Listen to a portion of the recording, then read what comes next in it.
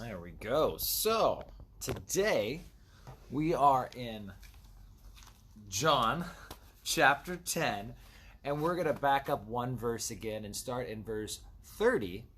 And you're in for a special treat. I read ahead today. I don't normally read ahead, but I'm happy I did because it gave me the opportunity to look up two super important cross references for today's text. Without those verses, it makes everything really confusing. This is the kind of stuff you should write down in your Bible. So, if you have your Bible handy or a piece of paper, you might want to write this down, add it to your Bible, because it's the kind of cross references, again, you're going to want to have at a later date. So, John chapter 10, we finished talking about eternal security and how everyone the Father's placed in his hand, no one can take away. And we read the last words of Jesus there before he's replied to, but that's really where we need to start off, is verse 30, where he says, I and my Father are one. So, I and my Father are one. Then the Jews took up stones again to stone him. Jesus answered them, Many good works I've shown you from my Father. For which of those do you now stone me? And so, it's funny to see that even Jesus could be a little sarcastic with people at times. But he's just trying to make a point, and he's not trying to, be ornery. But he's trying to teach them. And so they're getting angry because he said, I and my Father are one. And so the Jews answered in verse 33, and they say, For a good work we do not stone you, but for blasphemy, and because you, being a man, make yourself God. Now, right off the bat, some cults believe that Jesus was not God. Some false religions, ones that cannot save, believe that Jesus was not God.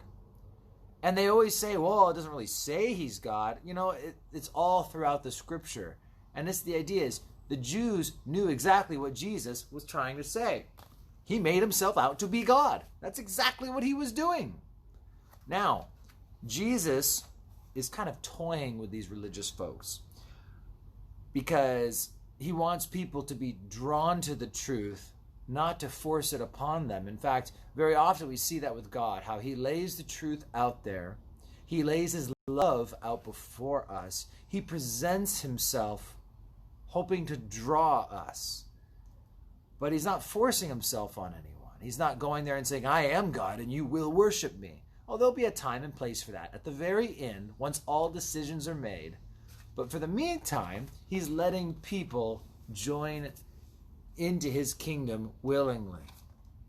And so, blasphemy is the accusation. Jesus in verse 34 says, Is it not written in your law, I said you are gods?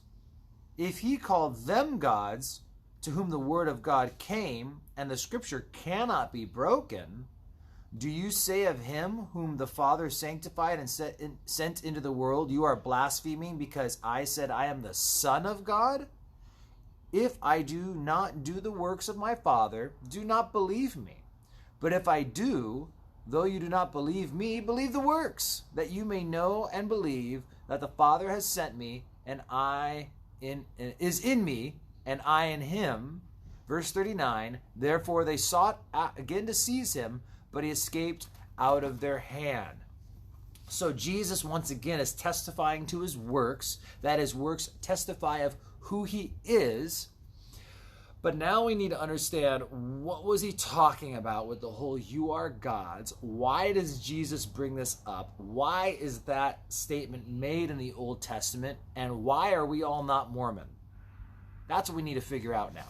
So, to start, Jesus is saying in verse 36, 35 and 6, 4, 5, and 6, 34, 5, and 6, that it is an Old Testament scripture. So again, if you have your Bible with you, you should write it down, Psalm 82, verse 6. Psalm 82, verse 6, and it's a direct quote. Now, And it says, I said you are gods. That's exactly what Jesus said. He quoted the first line of that verse word for word. So to start, what was Jesus talking about? We'll explain why that's in the Psalms at a later date, or later on today, right now. But he's saying, hey, even the Bible called your fathers gods, lowercase g. Then why is it that when I say I'm the Son of God, you find that so offensive? And so what he's trying to do is trap the rulers of the law, the teachers of the law, the religious elite who should know their Bibles backwards and forwards. He says, I'm calling myself the Son of God, but God called you guys gods. So he's kind of showing them that calling himself the Son of God isn't blasphemy, because similar things, or even more extreme things, have been said before. And so he's kind of catching them, and they're having to think and chew on that one. And so that's why Jesus says this. He's proving to them that things of a similar nature and even more extreme have been said in the Word of God, and Scripture cannot be broken, right? You cannot mess with the Scriptures, where it says, and the Scripture cannot be broken is what he said. So he's like saying, you guys need to go back and study your Bibles. Now, let's back up to Psalm 82, verse 6. And I'll try and explain that. That way we understand why was that ever said. Well, I guess Psalm 82, if I go back to Exodus, maybe it makes sense to jump back to Exodus first. Exodus chapter 22, verses 8 and 9. Flip the page. Verse 8. 7 and 8? Well, 8. If a thief is not found, then the master of the house shall be brought to the judges to see whether he has put his hand into his neighbor's goods. Right there, right? Makes perfect sense. So this is in the English, we'd rewrite over this and never think twice about it. But for the Bible nerd, who of course always is opening up the Blue Letter Bible and their Strong's Concordance to see what the Hebrew has to say, when it says that the master of the house shall be brought to the judges, that word judges in the Hebrew is none other than Elohim. Elohim is the plural form of the word God. El is singular, Elohim plural. In the beginning, Elohim created the heavens and the earth. So,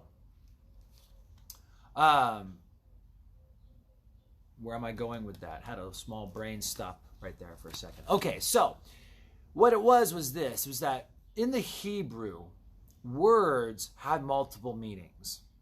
When you see foreign gods, pagan gods, that's also Elohim. Its context lets you know it's talking about God Almighty. But just like in English, God and the gods, it's singular plural for us, but even God was often Elohim, a plural word. And it speaks of the plurality, the Trinity, the divine nature of God. So here, though, the word means a judge. You are someone who's going to be over people. You are going to be instituting justice, and you are going to be judging whether there's innocence or guilty. And it's playing the role of God very much so in their lives. And so this was a word that they used for a judge. Now, there is just where it says the people were called Elohim here in Exodus 22. So in Psalm 82, it's a quotation where it says, Psalm 82, verse 6, verse 7. It says, I said you are gods. And that's quoting Exodus 22. And all of you are the children of the Most High. But you shall die like men and fall like one of the princes. So in the Psalms, it's used to contrast. Remember when I referred to you guys with that word, which also means gods, even though the context was different? But now you're going to fall like men. So in the Psalms, this was used for poetic contrast. In Proverbs, where our church is right now, we see a lot of these contrasts of words. And so never were they ever called gods, as in gods in heaven, and all this kind of stuff. Now the Mormons, will make reference to these verses. And they'll make reference to these gods. But once again, once you understand, well, what were they? I called you gods. When did God call them gods? Well, it was judges back in Exodus 22. And so here, they're using that poetically to show, even though I called you this thing, a word that means this, now in contrast, you're going to die like a regular man. And so Jesus makes reference to the psalm, which is making reference back to Exodus 22. So again, write it down and put it in your Bible, because John chapter 10, the next time you're in this, the next time the Mormon's knocking your door, whatever, it's just useful to have these verses rather than like, well, I know it says somewhere, Psalm 82 verse 6, Exodus 22 verse 8, there's your cross references. Put them in your Bible next to that verse 34 to verse 38 chunk of text, and you'll have it for a rainy day. John 10 verse 40, and he went away again beyond the Jordan to the place where John was baptizing at first, and he stayed there. Then many came to him, and he said, John performed no sign, but all the things that John spoke about this man were true, and many believed in him there. So Jesus takes off for a while, and he takes off, and he's teaching for a while. If we're following this chronologically, we not long ago were talking about the Feast of Dedication. And the Feast of Dedication was Hanukkah. It means it was winter time.